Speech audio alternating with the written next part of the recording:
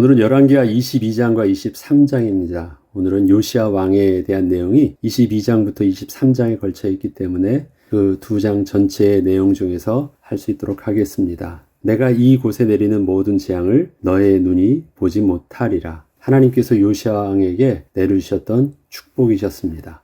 요시야 왕에 대한 성경의 결론은 요시야와 같이 마음을 다하며 뜻을 다하며 힘을 다하여 모세의 모든 율법을 따라 여호와께로 돌이킨 왕은 요시야 전에도 없었고 후에도 그와 같은 자가 없었더라 이었습니다. 전무후무한 왕이었다라는 것입니다.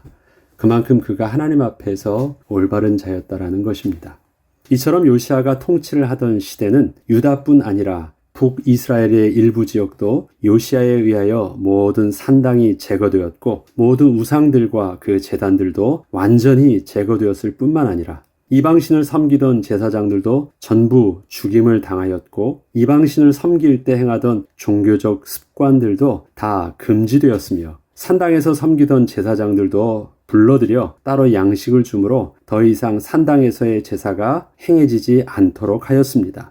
이와 같이 요시야의 개혁은 온전했고 처음부터 끝까지 변함이 없었으며 하나님 앞에서 정직했습니다. 그리고 백성들도 요시야의 명령을 따라서 요시야의 개혁에 함께 동참함으로 요시야 시대의 유다는 하나님 앞에서 종교 개혁과 많은 신앙의 회복이 있었습니다.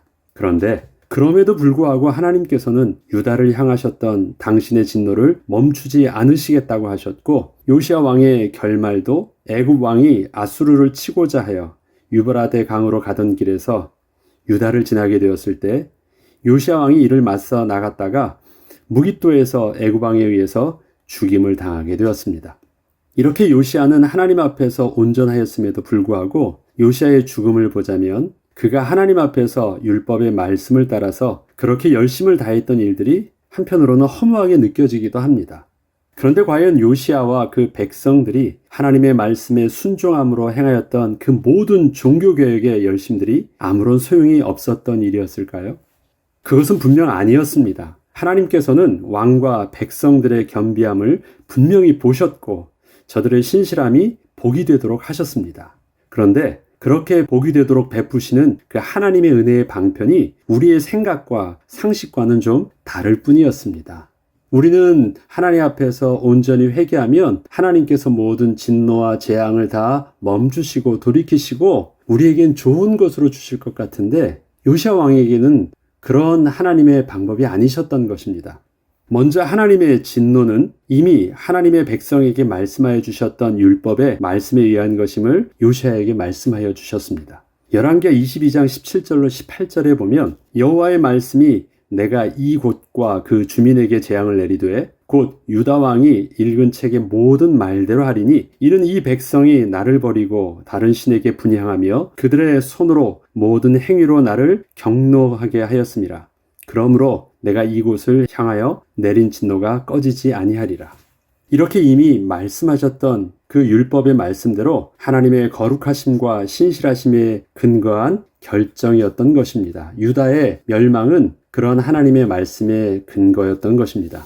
이 때문에 그 재앙은 반드시 일어날 것이지만 그 원인은 요시야 왕과 백성들과는 전혀 무관하다는 것을 또한 분명히 말씀하여 주셨습니다. 그게 열왕기하 23장 26절로 27절에 보면 그러나 여호와께서 유다를 향하여 내리신 그 크게 타오르는 진노를 돌이키지 아니하셨으니 이는 므낫세가 여호와를 경노하게 한 그 모든 경노 때문이라. 여호와께서 이르시되 내가 이스라엘을 물리친 것 같이 유다도 내 앞에서 물리치며 내가 택한 이 성 예루살렘과 내 이름을 거기 두리라 한 이 성전을 버리리라 하셨더라. 앞으로 일어날 재앙들은 바로 이전 왕이었던 므낫세 시대에 일어났던 일 때문임을 명확히 알려주신 것이었습니다. 이와 같이 요시야 왕은 하나님의 뜻을 분명히 알고 있었습니다. 자신이 아무리 열심으로 온전히 개혁을 한다고 해도 이스라엘을 향하신 하나님의 진노를 멈출 수 없음을 알고 있었던 것입니다. 그러나 그는 어쩌면 그렇게 열심히 율법의 말씀을 따라 종교개혁을 해도 아무런 소용이 없는 일처럼 보이는 일들을 그렇게 온전히 순종함으로 행하였던 것은 단지 재앙을 멈추기 위한 수단으로 하나님의 말씀을 받고 종교개혁을 행한 것이 아니었기 때문이었습니다. 요시야는 이스라엘의 참된 왕이신 하나님 앞에서 하나님을 경외함으로 하나님의 말씀을 대하며 겸손히 순종하는 아주 하나님 백성의 마땅한 모습일 뿐이었습니다. 뭔가를 내가 보걷기 위해서 아니면 재앙을 멈추기 위해서 그 수단적으로 하나님의 말씀을 붙잡거나 순종하려고 했던 것이 아니라 거룩하신 하나님 앞에서 하나님 백성다운 모습으로 하나님 앞에 온전히 서는 것이 그 말씀에 순종하는 모습이었던 것입니다. 이 때문에 요시야는 하나님의 말씀에 순종함으로 받는 복에 대하여서 잘 알고 있었지만 또한 그렇기 때문에 불순종함으로 받게 될 저주에 대해서도 그는 정직하게 받아들였던 것이었습니다. 망하게 한다라는 하나님의 말씀도 성취되어질 것에 대해서 그는 부정하지 않았다는 것입니다. 왜? 하나님의 거룩하신 말씀이었기 때문에. 그리고 이러한 요시야의 정직함을 보셨던 하나님께서는 이러한 복을 주셨습니다. 열왕기하 22장 19절로 20절입니다. 내가 들은 말들에 대하여는 내가 이곳과 그 주민에 대하여 빈터가 되고 저주가 되리라. 분명히 너의 율법의 말씀처럼 그렇게 이 유다는 멸망하게 될 것이라는 것입니다.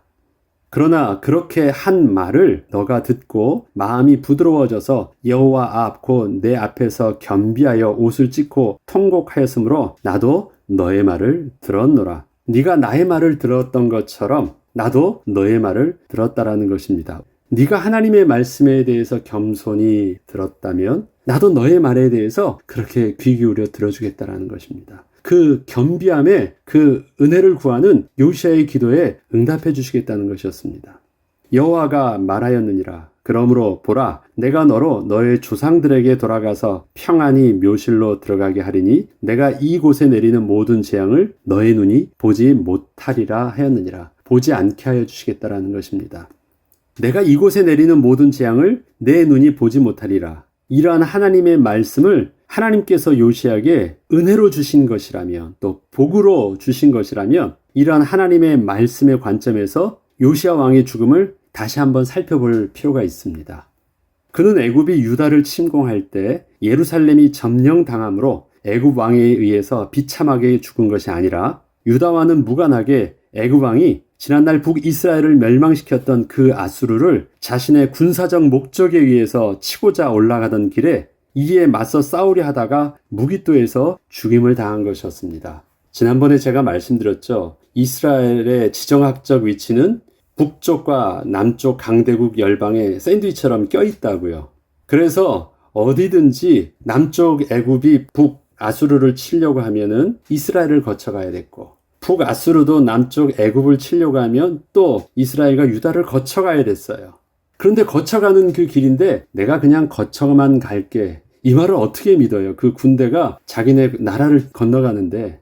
그러니까 이것이 유다 입장에서는요. 그 길을 따라 나가는 것을 허락할 수 없었어요. 어떻게 타국의 군대가 자기네 나라를 지나갈 수 있도록 허용할 수 있겠어요?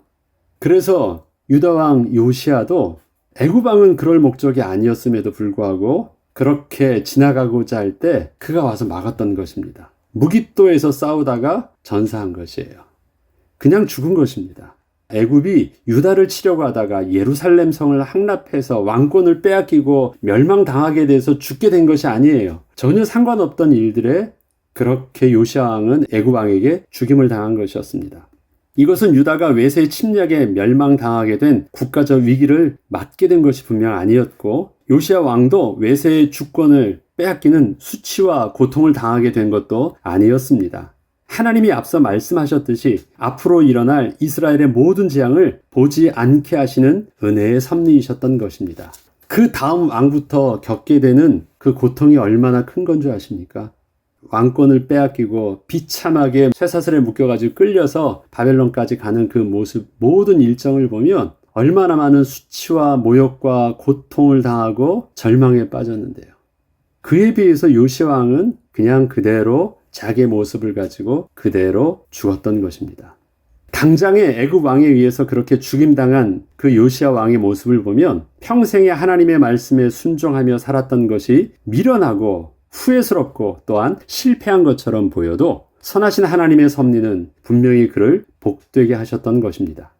결국 요시야 왕이 이렇게 죽고 난 후에 유다는 본격적인 멸망의 길로 들어서게 되었고 그 재앙의 모습들은 유다의 왕과 백성들이 아주 분명하게 목격하게 되었던 것입니다. 그게 요시왕 이후부터 이젠 열왕기하가 얼마 남지 않았습니다. 이제 망하는 수순만 남았어요. 그것을 이제 다음 왕부터 보게 될 것입니다. 요시야 왕이 하나님 앞에서 은혜로 받았던 복은 남들은 다 망할 때 자신만 잘 되면 아무 문제가 없는 복을 받은 것이 아니었습니다. 그는 하나님께 범죄함으로 하나님의 진노와 재앙에서 벗어날 수 없었던 시대적 아픔을 너무도 잘 알고 있었기에 또 자기도 그 아픔 속에서 살고 있었기에 비록 자신은 하나님 앞에서 정직하게 행하고 있었다 할지라도 자신의 일생을 역대 왕들과 백성들의 죄에 대하여 마치 자신이 지은 죄처럼 스스로 겸비하여 하나님 앞에서 회개함으로 평생을 설 수 있었고 또 백성들에게도 여전히 신앙의 개혁을 촉구하였던 것입니다. 요시야는 비록 개인적으로는 하나님의 진노의 재앙을 직접 당하지 않는 은혜를 입게 되었지만 그는 자신만 진도를 당하지 않으면 아무런 문제가 없다는 식의 삶을 산 것은 아니었습니다. 그의 열심 속에서 나만 괜찮으면 돼, 나만 잘하면 되잖아, 우리 신앙생활 다른 사람 안 하던 나만 열심으로 교회 다니면 되잖아, 그렇게 살지 않았다라는 것입니다. 시대적 아픔을 동일하게 자기 아픔으로 품고 살았던 것입니다. 그는 그래서 하나님 앞에 또 그 시대에서도 구원함으로 은혜를 입었었지만 그렇게 혼자만 구원함을 입기 위해서 산 삶은 아니었다라는 것입니다. 우리는 때로는 의인의 아쉬운 죽음을 또 보게 될 때가 있습니다. 누가 보더라도 그는 참 하나님 앞에서 신실한 사람이었고 열심이었고 선했었는데 이렇게 귀한 사람이라면 정말 하나님께서 본으로 더 복을 주시고 더 오래 살게 하시고 더 잘되게 하셔서 그 영향력들이 더 많은 사람들에게 끼치면 더 좋을 것 같은데 오히려 하나님을 모르는 사람보다 더 일찍이 하나님께서 불러가시거나 또 심지어는 때로는 그 고통스러운 질병의 모습으로 또 그를 불러가시는 모습을 우리가 보게 될 때도 있습니다. 아니면 때로는 어떤 사고를 통해서도 그런 안타까운 죽음을 맞이할 때도 있습니다. 우리는 그래서 그런 부분에서 하나님은 왜 그렇게 일찍 부르시는지 이해를 하기 참 힘들 때도 있는 것입니다. 그러나 하나님께서는 분명히 손해가 없으십니다. 하나님은 하나님의 백성을 다 알고 계십니다. 단지 우리가 아직 끝나지 않은 하나님의 구원의 섭리 속에서 그 결말을 다 보지 못함으로 아직 이해를 하지 못하고 있을 뿐입니다. 요시야 왕의 그 죽음의 모습은 당장에 비참한 것처럼 보였죠. 그러나 그 죽음 이후에 그 다음 왕이 나서 보면 요시야 왕이 얼마나 복됐는지를 바로 알 수 있습니다. 우리도 마찬가지입니다. 우리 시대에는 다 이해하지 못하는 현실적인 사건과 문제와 상황 속에서 지금은 이해하지 못하는 것처럼 보여도 선하신 하나님께서 하나님을 경외함으로 섬기는 하나님의 백성의 삶이 왜 복이라는지 어떻게 복으로 붙들고 계셨는지는 비록 우리는 모르더라도 지나보면 그것을 분명히 드러내 보여주실 것입니다. 지금 우리의 고통의 모습과 어쩌면 절망처럼 보이는 현실의 모습 속에서 하나님의 약속의 말씀은 아무런 의미가 없어 보이는 것 같지만 하나님을 경외함으로 여전히 하나님의 말씀 앞에 서 있는 하나님의 백성들을 하나님께서는 반드시 그 약속의 말씀대로 응답하여 주실 것입니다. 우리는 오늘도 망하지 않으려고 두려워서 하나님 말씀을 수단으로 그렇게 붙잡고 사는 것이 아닙니다. 망하지 않으려고 나만 교회 열심히 다니는 것도 아닙니다. 하나님 백성에 마땅한 모습이기 때문에 비록 현실의 삶이 어려워도 하나님 앞에 나아가는 것이고 하나님께 예배하는 것이고 하나님의 말씀 앞에 순종하는 것입니다. 하나님의 말씀이 나의 삶의 모순적으로 보이다 할지라도 나는 마땅히 하나님의 말씀을 붙잡는 것입니다. 지금은 모순처럼 보이지만 사람들은 거봐라 하나님이 어디 계시냐고 말할 수밖에 없는 현실의 삶이 내게 있는 것처럼 보이지만 살아계신 하나님은 우리의 삶을 결코 부끄럽지 않게 하여 주실 것입니다.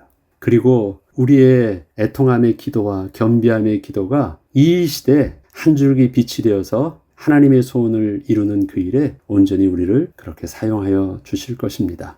요시야 왕은 가장 존귀한 하나님의 마음에 합한 전무후무한 왕이었지만 하나님의 은혜의 방편은 세상의 상식과 우리의 상식의 방법과는 다른 또 다른 하나님의 은혜의 방편이셨습니다. 그러한 시각으로 또 우리의 지금의 삶도 볼 수 있는 영적인 시각이 또 또 열리길 주의 이름으로 축복합니다. 기도하겠습니다. 하나님 아버지, 우리의 삶의 모습이 때로는 세상 사람들이 바라볼 때 하나님이 어디 있느냐고 그렇게 말할 수밖에 없는 현실을 또 말씀과는 모순되어 보이는 삶 속에 있기도 합니다. 그러나 어제나 오늘이나 동일하시고 신실하시며 거룩하신 하나님의 말씀은 1.1획도 변함없이 반드시 성취될 것을 우리가 믿음으로 오늘도 여전히 주님의 말씀 앞에 서게 하시고 말씀 앞에서 그 말씀을 따라 온전히 순종함으로 우리에게 주어진 삶을 그렇게 잘 감당하게 하여 주시옵소서. 하나님, 너무 힘들어서 넘어지지 아니하도록 하나님 성령으로 오늘도 함께 하여 주시고 감당할 수 있는 믿음에 믿음을 더하여 주시며 또 일용할 은혜로 오늘도 우리의 삶을 인도하여 주옵소서. 감사드리며 우리 주 예수 그리스도의 이름으로 기도합니다. 아멘.